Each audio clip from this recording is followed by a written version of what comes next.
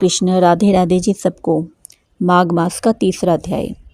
दूसरे अध्याय में आपने श्रवण किया कि किस प्रकार राजा दिलीप के कहने पर महर्षि व्यास जी ने माघ मास में जप तप दान की महत्ता बताई है। माघ मास में इन चीज़ों का दान करने से किस फल की प्राप्ति होती है। तो आइए अब श्रवण करते हैं माघ मास का तीसरा अध्याय, जिसकी कथा इस प्रकार है। एक बार राजा दिलीप कहने लगे कि महाराज, यह पर्वत कितना ऊंचा और कितना लंबा चौड़ा है। तब वशिष्ठ जी कहने लगे कि 36 योजन ऊंचा, ऊपर चोटी से 10 योजन चौड़ा और नीचे से 16 योजन चौड़ा है, जो हरिचंदन, आम, मदार, देवदारू और अर्जुन के वृक्षों से सुशोभित है। दुर्भिक्ष से दुखी होकर इस सुंदर पर्वत को और फल फूलों से परिपूर्ण देखकर भृगु वहीं रहने लगे और वहाँ पर कंदराओं, वनों और उपवनों में बहुत दिनों तक तप करते हुए रहे। इस प्रकार राजा भृगु ऋषि वहाँ पर अपने आश्रम पर रह रहे थे। तो एक विद्याधर अपनी पत्नी सहित उतरा। वह अत्यंत दुखी था। उन्होंने भृगु ऋषि को प्रणाम किया और ऋषि ने बड़े मीठे स्वर में उनसे कहा कि हे विद्याधर, तुम बड़े दुखी दिखाई देते हो, तो इसका क्या कारण है। कहने लगा कि महाराज, पुण्य के फल को पाकर, स्वर्ग पाकर तथा देवतुल्य शरीर पाकर भी मेरा मुख व्याघ्र जैसे है। यही कारण है कि दुख और अशांति का है। न जाने किस पाप का फल है। मेरे चित्त की व्याकुलता का दूसरा कारण भी सुनिए। यह मेरी पत्नी अति रूपवती, मीठा वचन बोलने वाली, नाचते और गाने की कला में अति प्रवीण, शुद्ध चित्त वाली, सातों सुरों वाली, वीणा को बजाने वाली, जिसने अपने कंठ से गाकर नारद जी को प्रसन्न किया, नाना स्वरों के नाद से वीणा बजाकर कुबेर को प्रसन्न किया, अनेक प्रकार के नाच तल में शिवजी महाराज भी अति प्रसन्न और रोमांचित हुए। शील, उदारता, रूप तथा यौवन में स्वर्ग की कोई अप्सरा भी इस जैसी नहीं है। कहाँ ऐसी चंद्रमुखी स्त्री और कहाँ मैं व्याघ्र मुख वाला।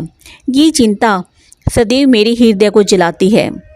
विद्याधर के ऐसे वचन सुनकर तीनों लोकों की भूत, भविष्य और वर्तमान की बात जानने वाले तथा दिव्य दृष्टि वाले ऋषि कहने लगे कि हे विद्याधर, कर्म के विचित्र फल प्राप्त हो जाते हैं। मक्खी के पैर जितना विष भी प्राण लेने वाला हो जाता है। छोटे छोटे पापों का फल भी अत्यंत दुखदायी हो जाता है। तुमने माघ मास की एकादशी का व्रत करके द्वादशी के आने तक शरीर में तेल लगाया।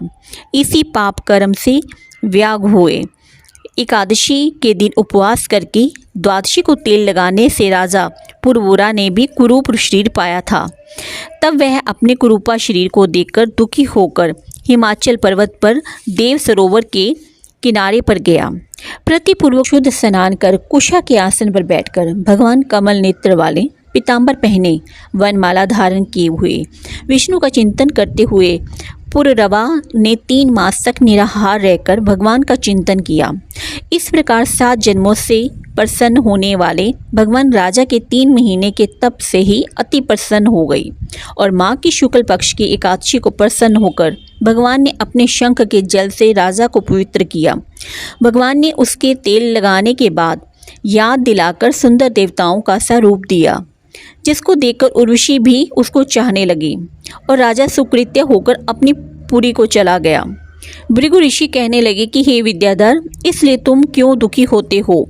यदि तुम अपना यह राक्षसी रूप छोड़ना चाहते हो तो मेरा यह कहना मानकर जल्दी ही पापों को नष्ट करने वाली हेमकूट नदी में माघ में स्नान करो, जहाँ पर ऋषि, सिद्ध, देवता निवास करते हैं। अब मैं इसकी विधि बतलाता हूँ। तुम्हारे भाग्य में माघ मास आज से 5वें दिन ही आने वाला है। पौष शुक्ल एकादशी से इस व्रत को आरंभ करो। भूमि में स्नान करके महीना भर निराहार रहो। सब लोगों का त्याग कर तीनों समय शिवजी स्तोत्र और मंत्रों से पूजन करोगे तो तुम्हारा मुख कामदेव के समान हो जाएगा और देवता भी तुम्हारा मुख देखकर चकित हो जाएंगे और तुम अपनी पत्नी के साथ सुखपूर्वक क्रीड़ा करोगे। माघ मास के प्रभाव को जानकर सदा माघ मास में स्नान करो। पाप और दरिद्रता से बचने के लिए मनुष्य को सदा यत्न से माघ मास का स्नान करना चाहिए। यह स्नान सदा सब दानों और यज्ञों का फल देने वाला होता है और पापों का क्षय करने वाला होता है। वशिष्ठ जी कहते हैं कि हे राजा दिलीप, कि यह कथा भृगु जी ने विद्याधर को सुनाई। माघ स्नान से योगों से भी बढ़कर यज्ञ तथा यज्ञों से भी बढ़कर गर्जना करता है। पुष्कर, कुरुक्षेत्र, ब्रह्मा वैवर्त, काशी, प्रयाग तथा गंगा सागर जैसे संगमों में मनुष्य को जो फल 10 वर्ष में मिलता है, उतना ही फल माघ मास में स्नान करने से 3 दिन में मनुष्य को मिल जाता है। इसमें संशय नहीं है कि चिरकाल तक स्वर्ग में रहने की इच्छा करने वाले मनुष्यों का सदा यत्न से माघ मास में स्नान करना चाहिए। आयु, आरोग्य, धन, रूप, कल्याण और गुण प्राप्त करने वालों को माघ का स्नान कभी नहीं छोड़ना चाहिए। स्नान करने वाला इस लोक तथा परलोक में सदा सुख पाता है। वशिष्ठ जी कहते हैं कि हे दिलीप, भृगु जी ने यह वचन सुनकर वह विद्याधर अपनी स्त्री सहित उसी स्थान पर पर्वत के झरने में माघ मास का स्नान करता रहा और उसके प्रभाव से उसका मुख देव दृश्य सदृश हो गया और वह मणिग्रीव पर्वत पर आनंद से रहने लगे। और भृगु जी भी नियम की समाप्ति पर शिष्यों सहित ईवा नदी के तट पर आ गए। माना जाता है कि जो इस माघ मास की कथा का श्रवण करता है, उसके सभी पुण्य उजागर हो जाते हैं और उसके पाप सभी नष्ट हो जाते हैं। जो मनुष्य माघ मास में इस महात्म्य को पढ़ता या सुनता है तथा उपरोक्त रीति से उद्यापन करता है, तो इस व्रत व उद्यापन से कुल से 7 जन्मों के किए गए संपूर्ण पाप नष्ट हो जाते हैं। उस मनुष्य को सुख, संपत्ति एवं सौभाग्य की प्राप्ति होती है तथा उसके सभी सकल मनोरथ सिद्ध हो जाते हैं। इसी के साथ माघ मास का 3रा अध्याय समाप्त होता है। आगे की कथा हम 4th अध्याय में श्रवण करेंगे। सभी भक्तों को राधे राधे। जय श्री हरि।